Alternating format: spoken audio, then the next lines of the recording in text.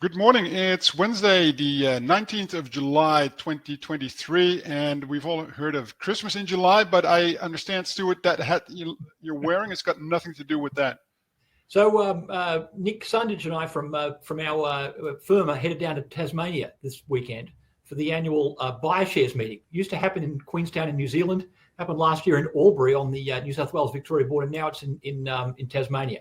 The reason for the red hat is the opening night dinner, which we call the Peasants' Dinner. I'm the host of the Peasants' Dinner, and we're doing the Red Hat Awards representing some of the excellent people in biotech who are creating some serious shareholder value. All and right. We call them the Red Hat Awards in honor of traditionally the red hats was worn by peasants. So I've got a few Santa hats to hand out on the night.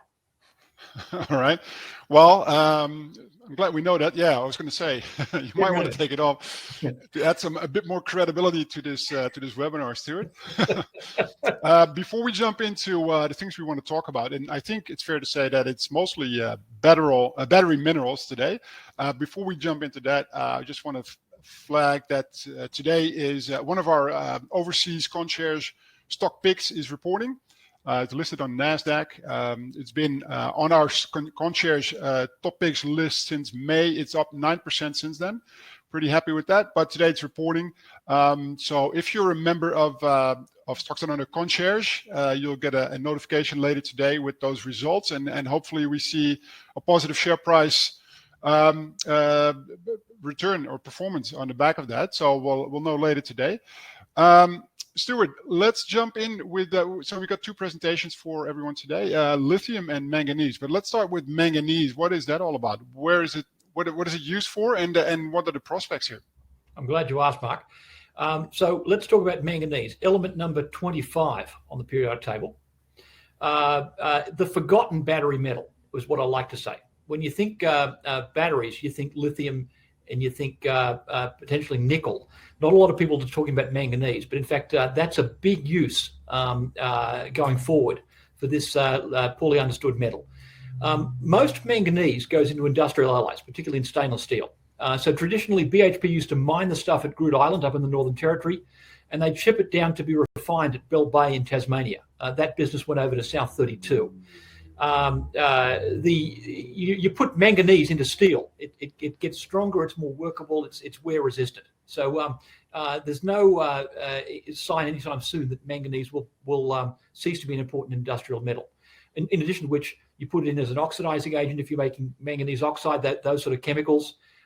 Put into rubber, glass, fertilizers, ceramics, fungicide. There are endless other uses, but the big one that's coming is in batteries. So let's talk about that for a second. You find that it's used in the conventional nickel-based chemistries for batteries, but also the emerging lithium iron phosphate batteries. What do you get with it? Well, it's a relatively inexpensive metal compared to others. So you get a lower cost battery with the same amount of energy density and range if you use manganese in it. And that's why Volkswagen, Tesla, Stellantis, they intend to make more manganese-rich batteries. Cattle, the big Chinese battery maker, that's in on the same game. So you're beginning to see the emergence of manganese as an important battery mineral. What's the addition to the range, Stuart, roughly in percanoges if you add manganese? You get the same amount of range, but you're pulling out other expensive metals such as cobalt, for example. If you use that's where it's coming to. So the aim of the game is to get the price of the battery down, and then do other things to maintain the energy density. It's fair to say that car batteries are getting a fair bit of range at the moment. Range anxiety is gradually going away, and this will be another reason why that will happen.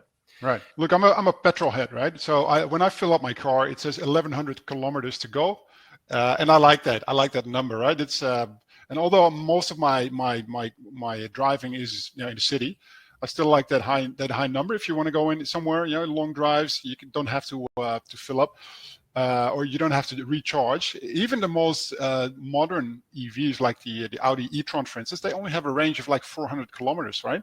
Wow. And if you accelerate too fast a couple of times in a row, that goes down really quick. So range anxiety, in my view, but look, I'm a petrol head, is going to be with us for a little while until you get above 600, 700, 800 Ks on a charge, is my thinking. Right. So I think over time that range will creep up. In the meantime, you're going to see more charging stations that work quickly, and that'll bridge the gap over the difference that you're talking about over time, and that's coming. Let's return to manganese. Interestingly, the price of manganese took a big dip in 2020. It tends to be a bit boom and bust, but it's been pretty stable between about $28 and $36 a ton for the last 3 years. So it's fair to say that manganese is turning out to be a fairly dependable metal if you can produce it at a reasonable price. And like iron ore, in many cases, it just scraped off the surface. So it's a low-cost metal to produce. Then you've got a pretty reliable commodity. I'll give you an example of that. That's the chart for Jupiter Mines. Jupiter owns half of the Shipibowa manganese mine in northwest part of South Africa. Got that mine up and running several years ago, and it's been a pretty dependable producer of manganese in the meantime. Most product going off to China. And as you can see there, I think the stock is stabilizing at the moment. You're starting to see a few projects emerge in Australia. One of them's Element 25 with Butcherbird. The other one is Firebird Metals with their Oakover project, also near Newman. So up where you find iron ore, in many cases you're often finding manganese as well, and that's what's happening in Australia. So the potential for Australia to turn to a serious manganese producer is increasing over the years. Firebird, not to be confused with Firefinch, right? different company, and we'll talk about that in a moment if you flick to the next slide. That's Peter Allen, who's the CEO of Firebird Metals. So when his baby smiles at me, he goes to Oakover, that place up near Newman. Now, the reason you should pay attention to this one, first of all, it's backed by the legendary Tolga Kumova. Tolga is one of the better-known resources investors with a great track record of success, and he owns 8% of this stock. Firebird's done a scoping study on just producing concentrates at Oakover, and it's got a project value of about in excess of $300 million using an 8% discount rate.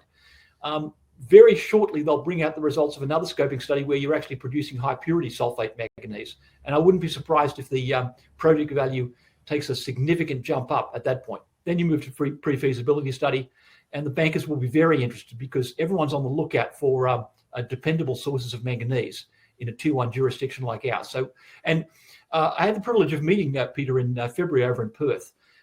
He's worked for some of the big companies that are involved in manganese. So he's probably the most knowledgeable person you'd find in Australia on that particular commodity. And he's chosen to work on this project. He seems pretty happy in that picture. So looks like things are going well. All right. Well, let's jump straight into lithium then, while we're on the subject of battery metals. Yes. Laissez bon temps temporal. Let the good times roll. You've seen some lithium stocks have really good performances just lately, and no surprise. That is lithium, by the way. They're marked that pile of white powder. Oh, right. I thought it was something else, Stuart. Also from South America. That is from South America. So you could be confused. You could be. It's okay to be confused about that. But, I was getting up my straw already. Anyway. So. Price of lithium stabilized just recently. Now, lithium's not the most transparent of commodities. That's the landed price of the commodity in China at spot. And most lithium doesn't change hands at spot. In fact, very, very little does. But as you can see, the first few months of the year were terrible for lithium because there was temporarily a surplus of the commodity in China, thanks to a winding back on subsidies to electric vehicles in that country. Well, that all came to an end about May. And it turned around in a serious way, stabilized since then. So this is not the easiest way of looking at the commodity, but as a first pass glance, it tells you that the bear market we've had a while ago is over, and we're not going back to another bear territory at the moment. Can I blow our own horn for just a second, Stuart? Oh, yes, please. Because we had a very successful concierge pick in the lithium space right as that price bottomed out. So Leo Lithium, we picked that one at 56 cents. And it went up so fast, Stuart, in that rebound in the share price, in the lithium price. We got out at 56% profit just a month later, right? So it was just riding that price correction, if I can call it that, all the way until it stabilized. So that's the sort of trades you get if you sign up for stocks under the concierge. Right. Sorry to interrupt, Stu, but I think that's important for people to know as well, right? Right. And remember, we got one of the most undervalued of the lithium plays at the time. This is a company with a mine that will is going live pretty soon. It's funded, and it's a trading halt at the moment. They've had some communication with the government of Mali concerning the arrangements for their direct shipping ore. We'll find out what that is shortly. But yeah, the stock was trading way below net present value of a project that was almost certain to go ahead. Anyway, we digress. Let's talk about that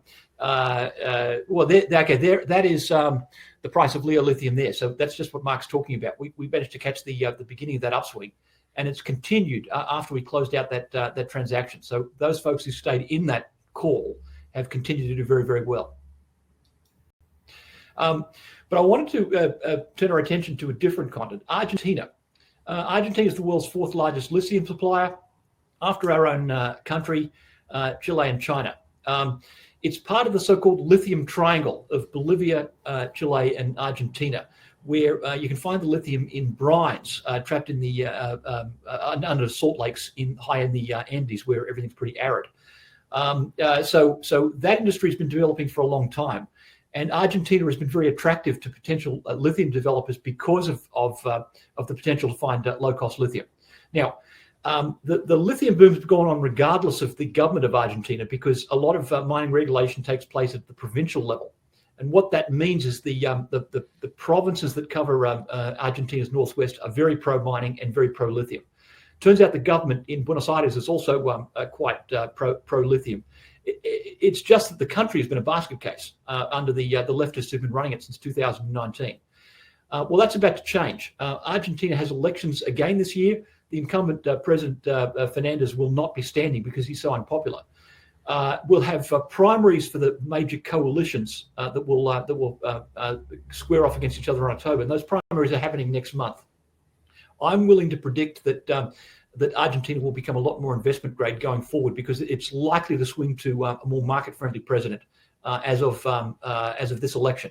So Argentina as an investment destination is about to take a kick up. So anyone kicking around in potential Argentinian lithium plays could be in for a half-decent re-rating as early as next month. Various stocks to look at. I draw your attention, for instance, to Pursuit Minerals. They've just laid their hands on a decent lithium play up there in the triangle. Power Minerals, they've not only got the project, but they've also brought in a very interesting partner and some in-ground project management. And there are other players. And as you can see, it stretches over all three. But the really big money is on the Argentine side of the Argentina-Chile border. That's where the really rich ones are. So Argentina got really lucky here, and most players have been positioning themselves in the Argentine side of the triangle. Let's talk about Galan Minerals. That handsome man on the right-hand side of the screen is JP Vargas de la Vega, known to everyone as JP. JP was for many years a resources analyst in Perth, originally from Chile but immigrated to Australia. And he could see years in advance of the rest of us that Argentina was going to be a great lithium destination. I first had the privilege of meeting JP back in 2019 when Mark and I attended our first resources conference together in Sydney. And you needed a magnifying glass to see his stock, but he was pretty confident that with the salars that he'd positioned himself on, salar being Salt Lake, that he had something. Well, fast forward in time, the market cap after a pretty torrid 2023 is still just about 300 million. He's got a stage 1 DFS showing that just the beginnings of his Hombre Muerto solar project in Argentina. He can get an NPV of 460 million on that one, with spending just 104 million. That stage 1 pretty much bootstraps the funding for stage 2, 3, and 4 of this project between now and the end of the decade. And you go from those original 4,000 tons all the way up, potentially, if the market warrants this, all the way up to 60,000 tons a year. So JP's got big plans at the moment, and he's funded to get a lot of stuff done. He's got 50 million in cash at the moment. So I predict that Galan will be the next serious player for Argentine lithium, thanks to JP. You wouldn't know that from the current share price. So this is why I'm saying people should watch carefully. As you can see, the stock peaked very early in 2022, got bought down in the bearish conditions for lithium that prevailed up until about May or June. It's continued to slide a little bit. But the man who knows this story the best, old JP himself, has just bought $105,000 worth of stock at just over 90 cents. So I'm watching this one carefully because I think it's going to stabilize at around the current level. And particularly, you've got that potential re-rating thanks to the Argentine political situation.